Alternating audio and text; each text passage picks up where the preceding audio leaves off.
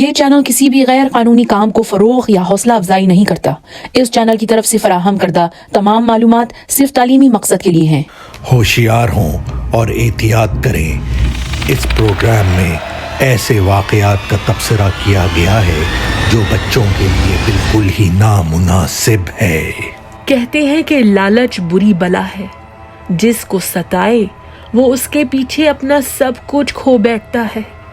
انسان کی لالچ کا پیالہ کبھی نہیں بھرتا ہے، کیونکہ اس میں ناشکری کے سوراخ ہوتے ہیں جو اس کو بھرنے نہیں دیتے ہیں۔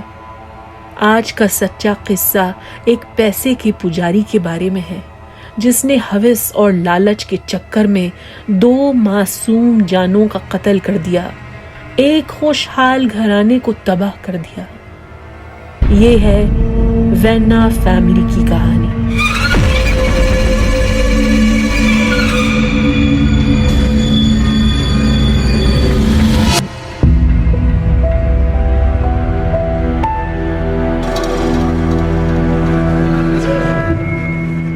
پینسلوینیا، فروری 2007۔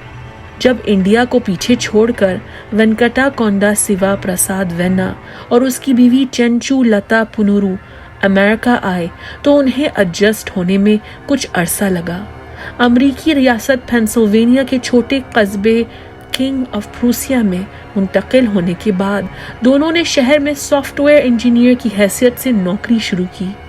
اپنے مارکی اپارٹمنٹ کمپلیکس کے فلیٹ کو سیٹ کیا اور دھیرے دھیرے بلڈنگ میں رہنے والی دوسری انڈین فیملیز کے ساتھ دوستی کی۔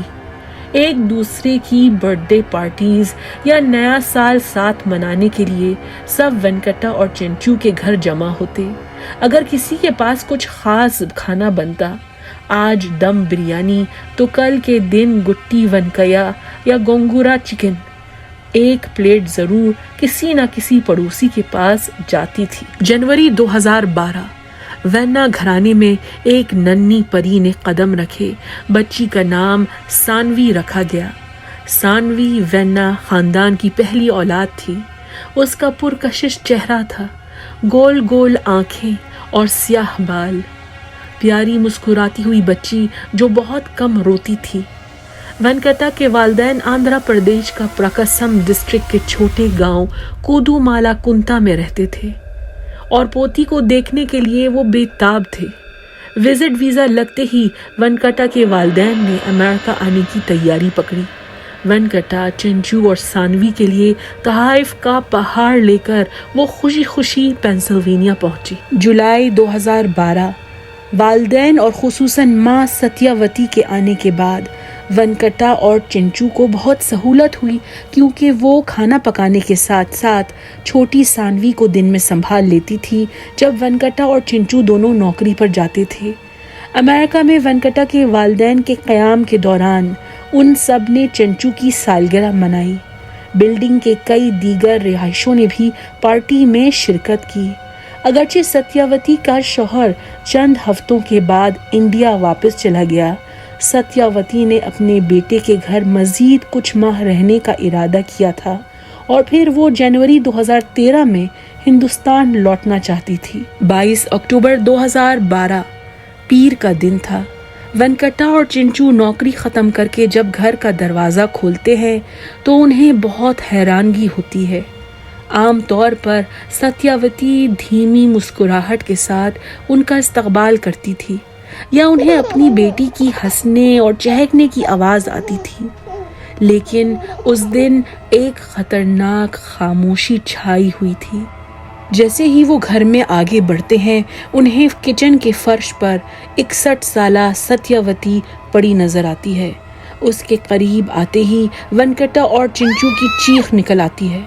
ستیاوتی وفات پا چکی تھی، اس کا گلا کاٹا گیا تھا، اس کی ساڑی خون میں تر تھی۔ وینکٹا 911 ڈائل کر کے پولیس سے رابطہ کرتا ہے۔ معصوم 10 ماہ کی سانوی کو ماں باپ گھر میں ڈھونڈتے ہیں، لیکن وہ کہیں نہیں ہوتی ہے۔ آخر سانوی کہاں تھی؟ یہ بات زیادہ دیر کی پہیلی نہ رہ سکی، کیونکہ جیسے ہی پولیس افسران اپارٹمنٹ میں داخل ہوتے ہیں، وینکٹا کو ایک تاوان کا نوٹ यानी रैंसम नोट मिलता है जिसमें लिखा था, शिवा, तुम्हारी बेटी को अगवा कर लिया गया है।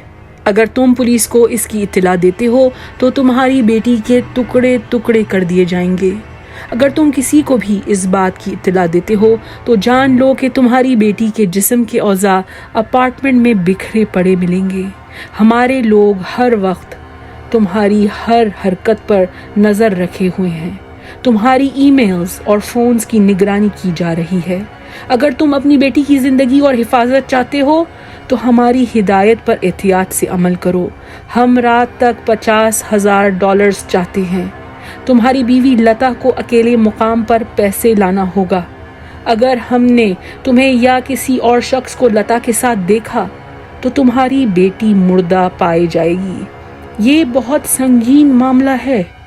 तुम्हें फैसला करना होगा, क्या तुम्हें 1 साल की बच्ची चाहिए या 5 माह की आमदनी। आज शाम 8 बजे तक अकेले लता को $50,000 नकद रकम लेकर एक्मी स्टोर कॉम्प्लेक्स के बाहर फ्रेश आना होगा। जब हमारा आदमी रकम वसूल कर लेगा हम तुम्हें कॉल करके बच्ची का पता बता देंगे। तुम में से किसी ने भी चालाकी की तो वो तुम्हारी बेटी की मौत का जिम्मेदार होगा। आज रात 8 बजे नकद रकम के साथ तैयार रहो। हम कोई बहाना नहीं सुनेंगे। याद रखो, तुम्हारी बेबी सुबह से भूखी है। ये नोट पढ़कर तो वेंकटा और चंचू के पैरों तले जमीन खिसक गई। सानवी किस हालत में होगी? अगवाकार उस नन्ही सी जान का सही तरह से ख्याल रख रहे होंगे या नहीं? पुलिस डिटेक्टिव्स ने घर की छानबीन की और उन्हें अपार्टमेंट में इसी रैंसम नोट की कुल 10 कॉपीज और मिली। पुलिस डिटेक्टिव्स आम लिबास पहने हुए बताए हुए बाहा फ्रेश रेस्टोरेंट को घेरे में ले लेते हैं और चंचू को पार्किंग लॉट में इंतज़ार करवाते हैं। 8 बज जाते हैं, वहाँ कोई नहीं आता।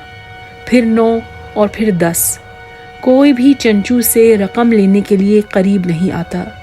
ऐसा लगता था कि अगवाकार डर गए थे और उन्होंने अपना इरादा बदल लिया था। आसपास के इलाकों में पुलिस और पब्लिक की सर्च टीम सानवी की तलाश में रवाना कर दी गई। जैसे जैसे पुलिस ने हर अपार्टमेंट में जाकर पूछ-गूछ की, लोग अपार्टमेंट बिल्डिंग के सामने तहकीकात में मदद करने की नीयत से जमा होने लगे। इंडियन पड़ोसियों ने खाना बनाकर वेन्ना फैमिली के घर भेजा, किसी भी तरह उनके गम और परेशानी को कम करने की कोशिश की। बिल्डिंग में रहने वाला एक रघुनंदन यंदामुरी नामी दोस्त इस मुश्किल वक्त में वेंकटा की फैमिली का सहारा बना। उसने अपनी नौकरी की जगह का प्रिंटर इस्तेमाल करके 200 से ज़्यादा गुमशुदगी के पोस्टर्स छापे और सड़क पर सबको बांटे। माँ सत्यवती का जालिमाना कत्ल और सानवी का अगवा होना वेंकटा और चंचू के लिए एक बहुत बड़ा सदमा था। देखते देखते घंटे दिनों में तब्दील हो रहे थे। वेंकटा और चंचू उम्मीद और मायूसी के बीच लड़खड़ा रहे थे। अगवाकारों ने मजीद राब्ता करने की कोशिश भी नहीं की थी। बेटी के हाल के बारे में सोचकर वालिदैन बेतहाशा बेचैन थे। 24 अक्टूबर 2012 बुध का दिन था। पुलिस ने अपनी तफ्तीश जारी रखी। सूरज ढलने के बाद ह्यूसर पार्क में खैर ख्वाहों का एक हुजूम जमा हो गया। मोमबत्ती थामे शहरियों ने बच्ची की बाहिफाजत वापसी के लिए दुआ की। पेंसिल्वेनिया की इंडियन कम्युनिटी ने चंदा जमा किया और सानवी के अगवाकारों के बारे में मालूमात हासिल करने में मदद करने वाले के लिए $50,000 का इनाम मुकर्रर किया। पुलिस डिटेक्टिव्स ने रैंसम नोट का जायजा लिया। छूटते ही उन्होंने गौर किया कि अगवाकार ने वेंकटा और चिंचू का नाम लेने के बजाय उनकी उर्फियत यानी निक नेम्स इस्तेमाल किए। वेंकटा के करीबी रिश्तेदार और दोस्त उसे शिवा पुकारते थे। चिंचू को घर में लता नाम से पहचाना जाता था। ये मुमकिन था कि अगवा करने वाले कोई ऐसे अफराद थे जो वेन्ना खानदान को अच्छी तरह जानते थे। वेंकटा और चिंचू से कहा गया कि वो उन तमाम लोगों की फहरिस्त बनाएं जो उनके निकनेम्स जानते थे। सानवी के वालिदैन की तरफ से फराहम करदा नामों में रघु का नाम था। अगर आपको याद हो वेंकटा की बिल्डिंग में रहने वाला रघुनंदन यंदमुरी, वन्ना खानदान का मुखलिस दोस्त जिसने सानवी की गुमशुदगी के बाद उनका बहुत साथ दिया था। डिटेक्टिव्स ने इस शख्स के बारे में तफ्तीश शुरू की। उन्हें जल्द पता चला कि रघुनंदन की उम्र 26 साल थी। वो 21 फरवरी 1986 को आंध्र प्रदेश के शहर विजाग में पैदा हुआ था। रघु सॉफ्टवेयर प्रोग्रामर था और सन 2010 में H-1B वीज़े पर वो अमेरिका आया था। कुछ अरसे eBay में काम करने के बाद रघुनंदन अब सरायू कंसल्टेंट्स के लिए काम करता था। अपने फारिग वक्त में रघु अक्सर आसपास के कैसीनोस जाया करता था। ब्लैक जैक्स खेलने का शौकीन था। रघुनंदन ने हाल ही में कुमाली अलोकम नामी लड़की से शादी की थी और उसकी बीवी अब हमल से थी। 25 अक्टूबर 2012 डिटेक्टिव्स की एक टीम रघुनंदन के घर जाती है। कुमाली दरवाज़ा खोलती है और पूछने पर बताती है कि रघु तो काम पर गया होगा। डिटेक्टिव्स जानते थे कि वो अपने ऑफिस में नहीं था और चंद घंटे बाद वो उसे करीबी वैली फोर्ज कैसीनो रिजोर्ट नामी जुए के अड्डे से ढूंढ निकालते हैं। थाने जाने के बाद रघुनंदन और उसकी बीवी से अलग अलग पूछगूछ की जाती है। रघु ने डिटेक्टिव से कहा कि जिस दिन सत्यावती का कत्ल हुआ था उस वक्त वो अपनी बीवी के साथ लंच कर रहा था। दूसरे कमरे में बैठी कोमाली ने शोहर की बात को साफ झुठला दिया। उसने डिटेक्टिव से कहा कि 22 अक्टूबर के दिन रघु घर पर खाने नहीं आया था। कोमाली ने कहा कि उसने रघु को कई बार फ़ोन किए थे लेकिन रघु ने कोई जवाब नहीं दिया था। कोमाली से बात करने के चंद मिनटों बाद डिटेक्टिव्स को एहसास हुआ कि वो अपने शोहर के माली हालात और उसकी जुए की आदत के बारे में कुछ नहीं जानती थी। वो कम उम्र थी, अंग्रेजी नहीं बोलती थी और उसे अमेरिका आए हुए सिर्फ चंद माह गुजरे थे। पुलिस कोमाली को रिहा कर देती है। उसी वक्त डिटेक्टिव्स रघुनंदन के सामने उसकी बैंक रिपोर्ट रखते हैं और उसे बताते हैं कि वो रघु की असलियत जानते थे। रघुनंदन ने अप्रैल 2012 में बैंक्रप्सी फाइल की थी। उसके ऊपर $27,000 के करीब कर्जा चढ़ा हुआ था क्योंकि रघुनंदन को जुए की आदत थी और वो सारी कमाई कैसीनोज और ऑनलाइन गैम्बलिंग में लुटा देता था। जुलाई 2012 में उसे नॉर्दर्न कैलिफोर्निया बैंक्रप्सी कोर्ट ने सारे कर्जे अदा करने का हुक्म दिया था, लेकिन रघु के पास तो फूटी कौड़ी नहीं थी। नई नवेली दुल्हन पे अच्छा इम्प्रेशन डालना चाहता था और अब तो उनके यहाँ बच्चा भी पैदा होने वाला था। रघुनंदन ने पहले तो डिटेक्टिव्स के सामने खामोशी इख्तियार की, फिर उसने भड़ सब उगल दिया और साफ एतराफ़ जुर्म किया। उसने कहा कि चंद हफ्ते पहले जब उसके सारे 9 के 9 क्रेडिट कार्ड्स मैक्स्ड आउट हो गए थे तो उसने सानवी को अगवा करने का मंसूबा बनाया। वो जानता था कि सानवी के वालिदैन दोनों अच्छी आमदनी कमाते थे और सुलझे हुए लोग थे जो फजूल खर्च नहीं थे, तो उसने सोचा कि उनके पास काफ़ी सारा पैसा जमा होगा। रघु ने कहा कि उसका बिल्कुल भी कत्ल का इरादा नहीं था। 22 अक्टूबर की सुबह रघुनंदन ने अपने ऑफिस के कंप्यूटर पर रैंसम नोट टाइप किया और 10 कॉपी प्रिंट करके वो वेन्ना फैमिली के अपार्टमेंट गया। जब सत्यावती ने दरवाज़ा खोला तो रघु ने उसे अपने घर की किचन की चाकू दिखाई। सत्यावती पीछे हट गई और रघु घर में दाखिल हो गया। उसने बूढ़ी औरत से कहा, फिक्र मत करो, मैं तुम्हें मारना नहीं चाहता। उस वक्त सानवी सोफे पर बैठी हुई थी। रघु ने बच्ची को गोद में उठा लिया और सत्यावती ने उसे रोकने की कोशिश की। उनके बीच थोड़ी देर हाथापाई चली, जिसकी वजह से सानवी जमीन पर गिर गई और चीख कर रोने लगी।